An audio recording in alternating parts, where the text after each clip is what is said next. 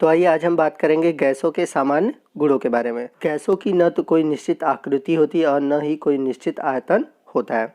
तो जैसा कि हम लोगों ने ठोस द्रव में पढ़ा था कि ठोस का आकार निश्चित होता है, आयतन निश्चित होता है, द्रव का आयतन निश्चित होता है परंतु आकार निश्चित नहीं होता। परंतु अगर हम बात करें गैस की, गैस का न तो आकार निश्चित होता है और न ही आयतन निश्चित होता है। अगर इसे हम छोटे या बड़े सिलेंडर में भरते हैं तो वह उसी का आकार ले लेता है। वहीं बात करें हम इसके आयतन की, तो इसका आयतन भी निश्चित नहीं होता है।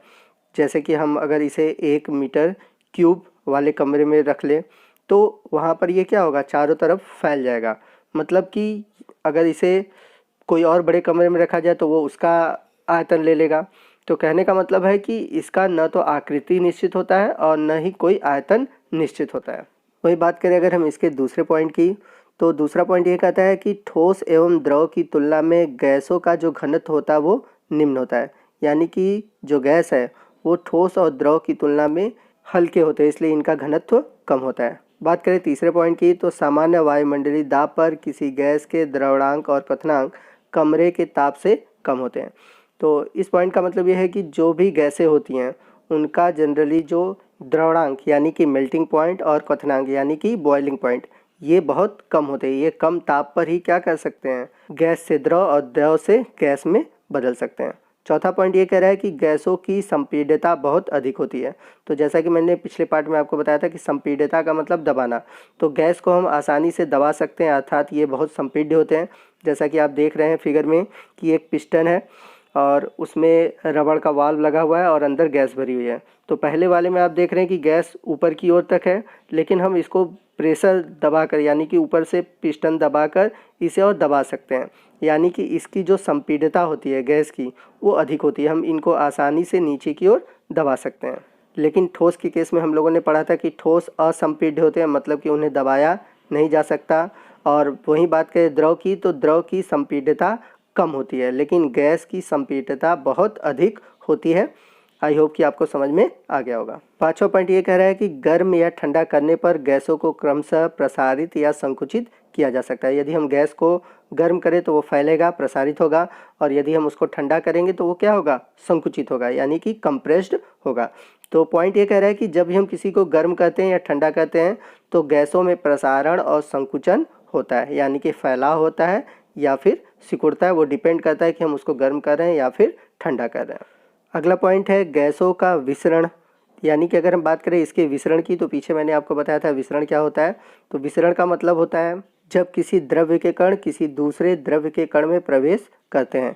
यानी कि गैस हो सकता है कि आपके द्रव में प्रवेश करे या फिर ठोस में प्रवेश करें। यानी कि इसका मतलब यह हुआ कि गैसों में जो विसरण की क्षमता होती है वो बहुत अधिक होती है।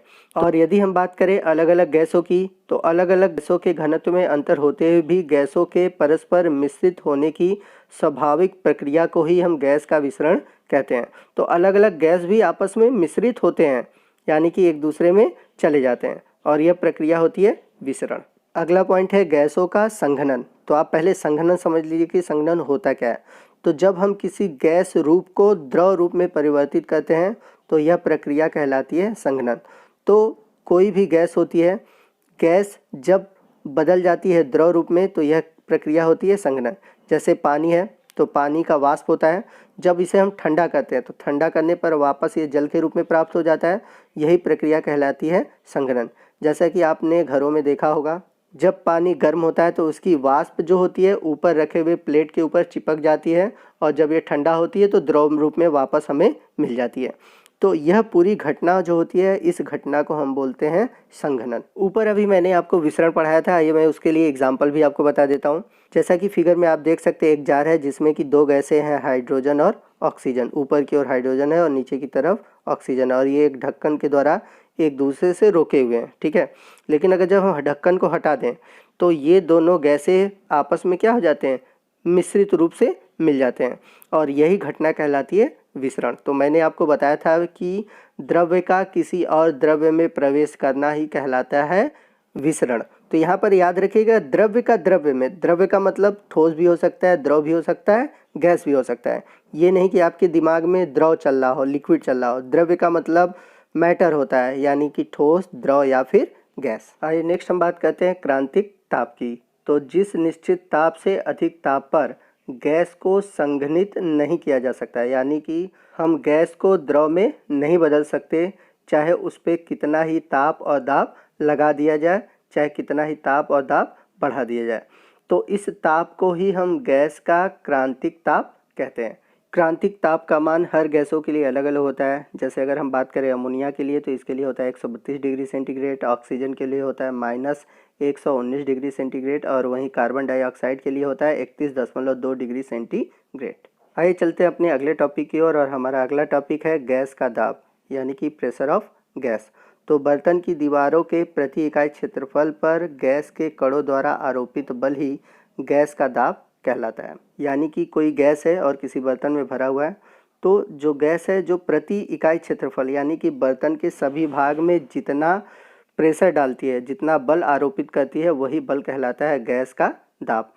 वायु का दाब वायुमंडलीय दाब कहलाता है। समुद्र तल पर वायु का दाब एक वायुमंडलीय दाब कहलाता है। तो हमारे वायुमंडल में जो दाब लगता है उसे हम वायुमंडलीय दाब कहते हैं और समुद्र की तल पर जो वायुमंडलीय दाब होता है उसे हम एक वायुमंडल कहते हैं। और एक वायुमंडलीय दाब का जो मान होता है यानी कि एक वायुमंडलीय दाब बराबर होता है 1.01 इंटू 10 के पावर 5 पास्कल। तो पास्कल की बात करें तो ये दाब का मात्रक है जिसे हम PA से निरूपित करते हैं। तो दाब की इकाई पास्कल कहलाती है। आइए चलते हैं हम अपने अगले टॉपिक की ओर। हमारा अगला टॉपिक है पदार्थ की अवस्थाओं का पारस्परिक परिवर्तन यानी कि inter convertibility of the state of matter. तो इसमें हम ये जानेंगे कि पदार्थ की जो तीनों अवस्थाएं यानी कि ठोस, द्रव और गैस कैसे एक दूसरे में परिवर्तित की जा सकती हैं। जैसे ठोस को हम कैसे द्रव में बदल सकते हैं, द्रव को हम कैसे गैस में बदल सकते हैं, या फिर गैस को वापस द्रव में कैसे बदल सकते हैं और द्रव को वापस फिर से ठोस में कैसे बदल सकते हैं। तो ये जो परिवर्तन होता है मतलब ठोस का द्रव में, द्रव का गैस में, ये कहलाता है अवस्था में परिवर्तन। जैसे हम बात करें बर्फ़ है, बर्फ़ को अगर हम गर्म करें तो वो पानी में बदल जाएगा, पानी को फिर से गर्म करें तो वो बदल जाएगा जलवाष्प में, और जलवाष्प को अगर हम ठंडा करेंगे तो वो बदल जाएगा जल में, और जल को फिर से ठंडा करेंगे तो वो बदल जाएगा बर्फ़ में। तो यहाँ पर आप देख रहे हैं कि बर्फ़ जो था ठोस अवस्था में था, ठोस से ये किस में बदला, द्रव में यानी कि जल में, और जल यानी कि द्रव से ये बदल गया जलवाष्प में यानी कि गैस में। तो यहाँ पर आप देख सकते हैं कि जो हमारा जल है वह तीनों अवस्थाओं में पाया जाता है। तो ये भी क्वेश्चन कभी कभी पूछा जाता है कि कौन सा ऐसा यौगिक है जो तीनों अवस्थाओं में पाया जाता है। तो याद रखिएगा जल। जल जो है वो ठोस, द्रव, गैस तीनों रूपों में पाया जाता है।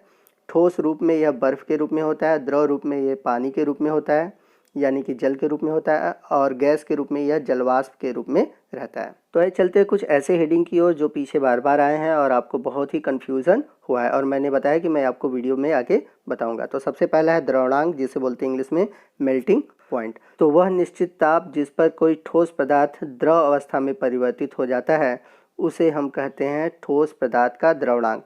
तो नाम में ही है मेल्ट। मेल्ट का मतलब क्या होता है, पिघलना। जैसे बर्फ़ पिघल कर किस में बदल जाता है, पानी में। तो बर्फ़ पानी में बदल रहा है यानी कि ठोस से किस में बदल रहा है, द्रव में बदल रहा है। तो वो कब बदलेगा, जब उसे कोई एक टेम्परेचर मिलेगा तभी बदलेगा। तो वह निश्चित ताप जिस पर कोई ठोस द्रव में बदल जाता है उसे ही हम कहते हैं द्रवणांक। नेक्स्ट है क्वथनांक, जिसको इंग्लिश में बोलते हैं बॉइलिंग पॉइंट। तो बॉइलिंग का मतलब क्या होता है, बॉइलिंग का मतलब होता है उबलना, और उबलता क्या है, द्रव गैस में। तो वह निश्चित ताप जिस पर कोई द्रव गैस में बदल जाता है उसे हम कहते हैं क्वथनांक। जैसे पानी को अगर हम 100 डिग्री सेंटीग्रेड पर गर्म करते हैं तो वो जल वाष्प में बदल जाता है। तो यहाँ पर पानी का क्वथनांक कितना होगा, 100 डिग्री सेंटीग्रेड, यानी कि वाटर का जो बॉइलिंग पॉइंट है वो 100 डिग्री सेंटीग्रेड है, और इसी टेम्परेचर पर पानी उबलता है यानी कि यह द्रव से गैस में बदल जाता है। आइए नेक्स्ट हम बात करते हैं द्रवण की गुप्त ऊष्मा यानी कि लैटेंट हीट ऑफ फ्यूज़न। तो वायुमंडलीय दाब पर किसी ठोस पदार्थ के 1 किलोग्राम को उसके द्रवणांक पर द्रव अवस्था में परिवर्तित करने के लिए आवश्यक ऊष्मा को उस ठोस का द्रवण की गुप्त ऊष्मा कहते हैं। तो जैसा कि आप देख सकते हैं बर्फ़ आपका किस में बदलता है, जल में बदलता है। तो उसको बर्फ़ से जल में बदलने के लिए कुछ ऊष्मा चाहिए होती है। तो गुप्त ऊष्मा यह कहता है कि वायुमंडलीय दाब पर किसी ठोस के 1 किलोग्राम, यहाँ पर मात्रा लिया हुआ है कितना, ठोस का 1 किलोग्राम, उसको द्रवणांक पर यानी कि द्रव अवस्था में बदलने के लिए जितनी ऊष्मा की आवश्यकता होती है वही कहलाती है गुप्त ऊष्मा। तो कहने का मतलब ये है कि जैसे यहाँ पर बर्फ़ है तो बर्फ़ से जल में बदलना है तो इसके पास कुछ ऊष्मा होगी तभी ना वो जल में बदल रहा है। हम तो इसको गर्म करने नहीं जा रहे हैं कि बर्फ़ को हम गर्म कर रहे हैं तो वो जल में बदल रहा है। अगर हम उसको छोड़ दें वायुमंडलीय दाब पर यानी कि अपने रूम टेम्परेचर पर, तब भी तो वो बर्फ़ में जल में बदल जाएगा, बर्फ़ से जल में बदल जाएगा। तो बर्फ़ में जल से बदलने के लिए कुछ ऊष्मा चाहिए होगी, तो वो जो ऊष्मा चाहिए वही हमारी क्या है, गुप्त ऊष्मा है। तो बर्फ़ के द्रवण की गुप्त ऊष्मा होती है 3.347 गुणे 10 के घात 5 जीलो प्रति केजी। मतलब कि इतनी ऊष्मा हमें चाहिए होगा 1 केजी बर्फ़ को जल में बदलने के लिए। वही हमारा अगला हेडिंग है वाष्पन की गुप्त ऊष्मा। तो यहाँ पर भी आ रहा है वाष्पन। तो वाष्पन की गुप्त ऊष्मा क्या होगी, वायुमंडलीय दाब पर किसी द्रव के 1 किलोग्राम को उसके क्वथनांक पर ताप के बिना परिवर्तन लाए द्रव अवस्था से गैस अवस्था में परिवर्तित करने के लिए आवश्यक ऊष्मा की मात्रा को उस द्रव की वाष्पन की गुप्त ऊष्मा कहते हैं।